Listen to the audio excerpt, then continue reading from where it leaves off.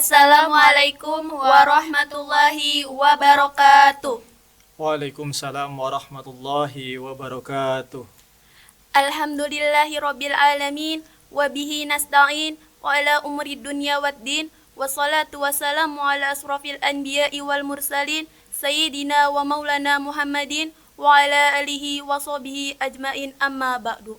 Rabbi shrah li sadri wa yassir li amri wahlul 'uqdatam min lisani yafqahu qawli. Selamat sore teman-teman, kembali lagi di Kurma, Kultum Ramadan Penuh Makna, episode keempat dengan saya Nur Aini dari Eskul Jurnalistik dan bersama rekan saya Maisya Putri Adila Yuniarti dari Eskul Rohis SMA Negeri 1 Kersana. Oke teman-teman, tema kita pada hari ini yaitu Nuzulul Quran dengan narasumber istimewa kita yaitu Bapak Ilmanafi Nugraha R. MPD. Assalamualaikum Bapak, bagaimana kabarnya hari ini? Waalaikumsalam warahmatullahi wabarakatuh. Ya, alhamdulillah pada hari ini ya kabarnya sehat dan insya Allah mudah-mudahan sehat selalu sampai nanti akhir puasa sampai nanti lebaran dan seterusnya juga. Mudah-mudahan kita juga semua dalam keadaan sehat walafiat. Amin. Sesuai dengan tema kali ini tentang Nuzulul Quran, saya ingin bertanya Pak, apa itu Nuzulul Quran dan apa saja keutamaannya sih Pak? Baik, pada kesempatan kali ini itu kan kita akan membahas tentang Nuzulul Quran ya. Iya. Yang insya Allah itu sebentar lagi akan kita peringati, yang dimana banyak orang memperingatinya pada tanggal 17 Ramadan ya, pada tanggal 17 Ramadan. Meskipun memang ada juga beberapa perbedaan pendapat di kalangan masyarakat. Itu hal yang biasa terkait dengan peringatan tersebut. Tidak menjadi suatu permasalahan dari peringatan tersebut, tetapi bagaimana caranya kita memaknainya. Tadi pertanyaannya adalah tentang pengertian Nuzulul Qur'annya. Iya. Nah, Nuzulul Qur'an itu kan kita memahami bahwa itu berasal dari bahasa Arab. Nuzul bahasa Arab, Quran juga bahasa Arab. Nuzul adalah sesuatu yang turun dari atas ya ke tempat yang lebih rendah. Itu namanya nuzul. Sedangkan Al-Quran itu adalah wahyu yang diterima oleh Nabi Muhammad atau juga menjadi pedomannya umat Islam. Maka secara intinya atau umumnya yang dimaksud dengan nuzulul Quran adalah proses turunnya Al-Quran dari langit atau dari Allah Subhanahu wa taala ke bumi atau kepada Nabi Muhammad sallallahu alaihi wasallam. Yang tentunya nanti akan melalui beberapa tahapan-tahapan. Itu makna dari nuzulul Quran tersendiri. Jadi dari bahasa Arab. Sehingga sekarang diperingatilah dengan peringatan Nuzulul Quran. Selanjutnya Pak, izin bertanya, bagaimana tahapan turunnya Al-Quran ke Nabi Muhammad SAW? Tahapan turunnya Al-Quran itu melalui beberapa tahapannya.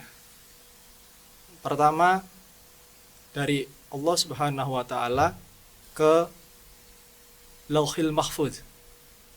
Disebut dengan Lauhil Mahfudz. Lauhil Mahfudz itu adalah sebuah tempat di mana di situ yang namanya ketetapan-ketetapan Allah itu sudah ada. Itu namanya Lauhil Mahfudz. Di situ tidak ada orang yang tahu seperti apa prosesnya. Allahu a'lam, gak ada yang tahu karena tidak dijelaskan juga. Karena hanya Allah lah yang tahu. Kemudian tahapan selanjutnya setelah dari Lauhil Mahfudz lalu turunlah ke Baitul Izzah atau Sama'id Dunya, langit dunia. Namanya Baitul Izzah namanya itu. Nah, di situ Al-Qur'an turun secara jumlatan wahidah atau secara spontan, kamilah. Jadi secara sekaligus, secara keseluruhan itu turun dari Lauhil Mahfudz ke Baitul Izzah. Langit dunia dinamakan dengan Baitul Izzah, suatu tempatnya namanya Baitul Izzah. Baitul Izzah itu tempat yang sangat mulia di situ tempatnya, langit dunia. Dan kemudian setelah dari Baitul Izzah barulah turun kepada Nabi Muhammad Sallallahu Alaihi Wasallam. Ya, melalui malaikat siapa? Jibril. Melalui malaikat Jibril. Itu. Disitulah baru Al-Quran turun dari Baitul Izzah ke Nabi Muhammad secara berangsur-angsur, sesuai dengan kebutuhan pada saat itu. Itulah beberapa tahapan-tahapan proses turunnya Al-Quran. Jadi dari Allah kemudian ke Lauhil Mahfuz, dari Lauhil Mahfuz ke Baitul Izzah, dari Baitul Izzah barulah ke Nabi Muhammad. Kemudian juga nanti akan terbagi menjadi ada yang ayat-ayat yang makiyah, ada juga ayat-ayat yang madaniyah. Sesuai dengan kondisi Rasulullah pada saat itu. Ketika Rasulullah sebelum hijrah, maka itulah disebut dengan ayat makiyah. Sedangkan ketika Rasulullah setelah hijrah, itulah yang disebut dengan ayat-ayat madaniyah. Itu proses tahapan-tahapan turunnya Al-Quran dari Allah ke Nabi Muhammad melalui malaikat Jibril. Terima kasih, Pak. Ya, sama-sama. Oh iya Pak, surat apa saja sih yang diturunkan pertama kali pada 17 Ramadan? Suratnya pas tanggal 17 Ramadan itu tentunya yang sudah kita ketahui bersama, banyak orang juga mengetahui bahwa wahyu pertama yang diterima oleh Rasulullah itu adalah surat Al-Alaq ayat 1 sampai 5. Iqra bismi rabbikal ladzi khalaq, khalaqal insana min 'alaq, iqra wa rabbukal akram. Kemudian alladzi 'allama bil qalam, 'allamal insana ma lam ya'lam. Sampai situ. Itu adalah wahyu pertama yang diterima oleh Nabi Muhammad pada saat beliau berada di Gua Hiro. Jadi tanggal 17 Ramadan itu Nabi Muhammad menerimanya, wahyu pertamanya itu surat Al-Alaq. Meskipun sekarang yang kita baca itu kan urutannya kan enggak Al-Alaq dulu ya, tetapi surat Al-Fatihah dulu, baru sampai akhir 114 yaitu surat An-Nas. Itu berbeda. Jadi turunnya dengan pembukuan itu berbeda. Kalau turunnya secara wahyu pertama itu adalah surat Al-Alaq, tapi ketika pas pembukuannya adalah diawali dengan Al-Fatihah dan diakhiri dengan surat An-Nas. Itu berbeda prosesnya. Seperti itu. Selanjutnya Pak, apa yang terjadi pada Nabi Muhammad saat menerima wahyu pertamanya di Gua Hiro? Nah, Rasulullah itu kan pada saat itu berada di Gua Hiro ya. Beliau itu melakukan, bahasa kitanya itu menyendiri, bertafakur, berzikir, mendekatkan diri kepada Allah di Gua Hiro. Nah, kemudian itu juga adalah peristiwa yang tidak diinginkan atau tidak diminta oleh Rasulullah, tetapi memang itu adalah kehendak, atas kehendak Allah. Lalu datanglah malaikat Jibril menemui Rasulullah yang berada di Gua Hiro. Kemudian ketika didatangi, Rasul kemudian disuruh Iqra. Kemudian Rasul menjawab, ma'ana biqari, atau saya tidak bisa baca. Kemudian posisinya atau keadaannya itu Rasulullah itu dalam keadaan badan yang demam, ya, demam dan menggigil. Kemudian didekaplah oleh malaikat Jibril. Didekap, kemudian dilepas lagi, tetap saja masih menggigil. Itu kondisinya, kondisi Rasulullah pada saat itu. Sampai setelah itu, kemudian Rasul menerima wahyu yang pertama tersebut, dan kemudian setelah itu Rasul pulang ke rumah dan menceritakannya kepada istrinya. Itu jadi kondisi pada saat itu, Rasul itu dalam kondisinya menggigil. Dan sampai rumah juga masih menggigil, masih gemetar. Karena peristiwa yang sangat luar biasa yang tidak seorang pun, atau ini adalah kehendak langsung dari Allah Subhanahu wa taala kepada Nabi Muhammad. Seperti itu.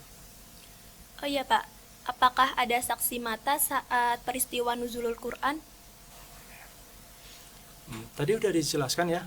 Jadi Rasulullah itu melakukan menyendiri, bertafakur, bertahanus di Gua Hiro itu sendirian. Jadi kalau secara saksi mata itu tidak ada yang melihat secara kasat mata bahwa Rasul itu didatangi oleh malaikat Jibril untuk mendapatkan wahyu, untuk menerima surat Al-Alaq ayat 1-5. Tidak ada saksi matanya. Akan tetapi setelah itu Rasul kan pulang ya ke rumah, kemudian nyampe di rumah juga masih dalam keadaan gemetar tadi, kemudian minta diselimuti kepada istrinya yaitu Khadijah, lalu menceritakan tentang peristiwa tersebut. Jadi bahwa beliau itu didatangi oleh malaikat Jibril, kemudian diberikan ayat 1-5 yang berupa itu adalah wahyu pertama.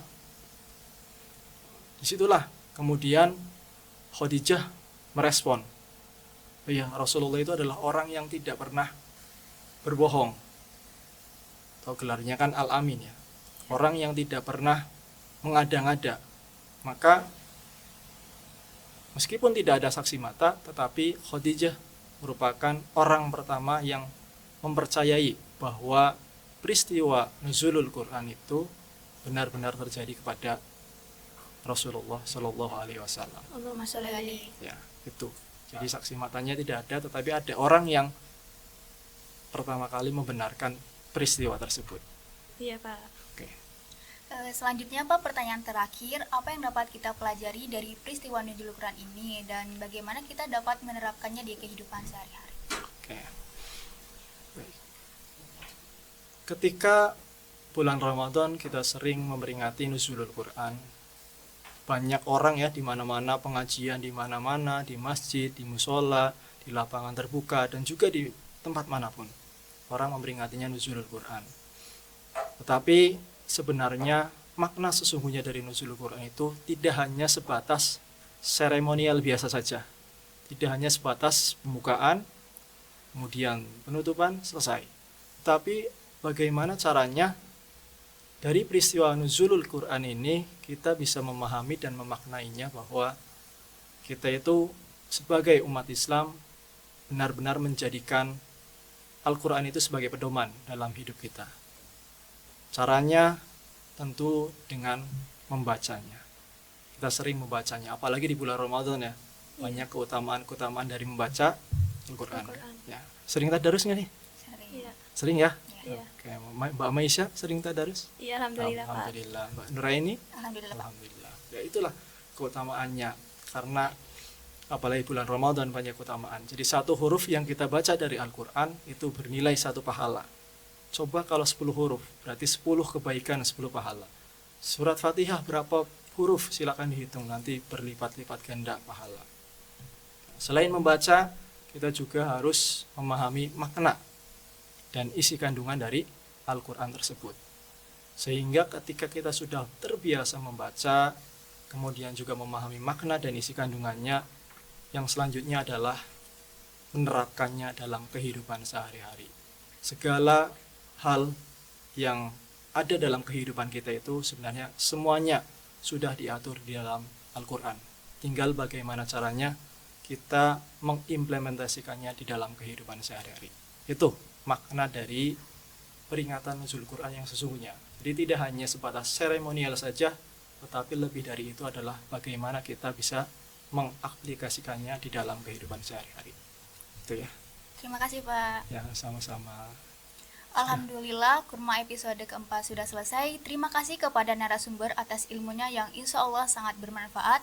Dan teman-teman jangan lupa saksikan kurma di sosial media kalian, bisa di YouTube, Instagram, dan TikTok. Dan jangan lupa follow, like, komen, dan subscribe. Kami pamit undur diri. Wassalamualaikum warahmatullahi wabarakatuh. Waalaikumsalam warahmatullahi wabarakatuh.